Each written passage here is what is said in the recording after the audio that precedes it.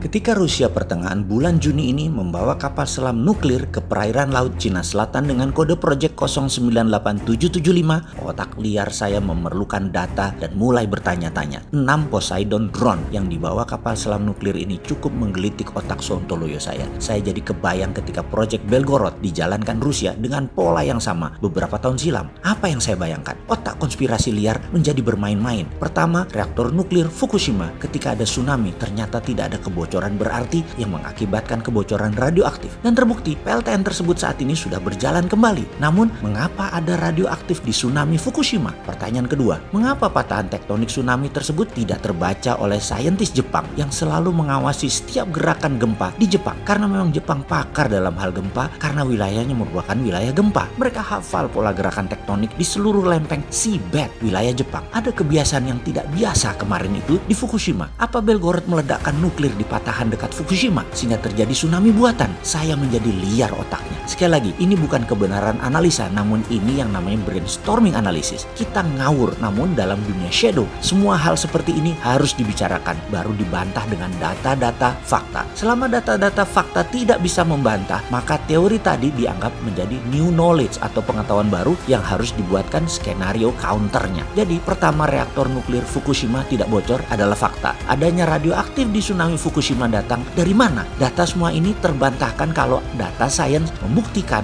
reaktor nuklir Fukushima benar-benar bocor. Atau lain lagi, jika dalam tanda petik disuruh dikatakan bocor ke publik agar gerakan Belgorod tidak terbaca. Dan semua ini mungkin saja. Dunia saat ini banyak yang dimanufaktur, termasuk data. Karena itu data yang kita peroleh jangan data publik atau open source data, tetapi data lapangan dari orang kita. Sekali lagi, dalam tanda petik orang kitanya. Ini kalau benar begini analisanya, Fukushima datanya ada yang disembunyikan, maka hubungan Rusia-Amerika bermain menjadi semakin kuat. Sekali lagi, bukan Amerika dan Rusia selaku negara, tetapi Trump dan Putin bermain menjadi jelas. Kita tahu yang namanya kekuasaan itu memabukkan. Trump mabuk kekuasaan dan by all means dengan segala jurus dia harus berkuasa kembali November ini dan menyiapkan generasi Trump berikutnya untuk menjadi commander in chief, yaitu Ivanka Trump. Demikian juga Putin, 23 tahun berkuasa kurang baginya. Dia ingin memastikan 10 tahun ke depan dia masih menjadi Tsar Rusia, bukan hanya pemimpin presiden, apapun nama kedudukan politiknya. Dia ingin jadi raja Rusia. Seperti pada saat ini, otaknya sebagai KGB sangat juara dalam mempraktekkan strategi intelijen Cold War yang Putin mainkan sejak sebelum jadi pemimpin Rusia hingga saat ini. Jadi, pemetaan perang dunia kali ini menarik untuk kita simak. Globalis yang ingin mengendalikan dunia melalui sosial media, currency, farmasi, telekomunikasi, dan energi baterai memerlukan kaki tangan kekuatan politik. Di Amerika dipakai Partai Demokrat, di dunia dipakailah Partai Komunis Tiongkok. Wahyudi juga bermain di antaranya, termasuk di pihak Trump. Rumit melihat perang kali ini. Lawan, kawan, musuh, dan aliansi tidak terbaca dengan jelas. Semua bermain di kabut strategi. Kembali kita melihat kapal nuklir berkode Project 098775 yang membawa 6 Poseidon drone berkekuatan 100 megatron nuklir warhead ini ke arah perairan Laut Cina Selatan. Dan mengapa dibocorkan kepada umum? Seperti halnya 4 kapal induk dengan 70 naval army yang dibawa ke Laut Cina Selatan yang mengepung Laut Cina Selatan, semua data dibuka di Twitter Kementerian Pertahanan Amerika.